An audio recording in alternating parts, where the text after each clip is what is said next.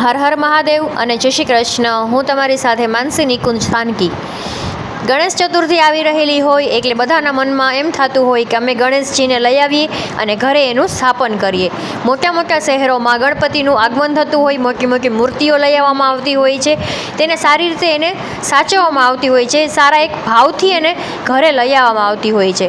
પણ એની પાછળ મને એવું ઘણીવાર લાગે છે કે આપણે જે મૂર્તિઓ લઈએ છીએ, બજારમાં મળે છે, કે જે પીઓપીની બનેલી હોય છે, ઘણા કલર કરેલા હોય છે, તો એ મૂર્તિ આપણે ઘરે લઈ આવીએ છીએ, સારી રીતે સાચવીએ છીએ, 5, 7, 10 દિવસ રાખીએ છીએ અને પછી એનું આપણે વિસર્જન કરીએ છીએ.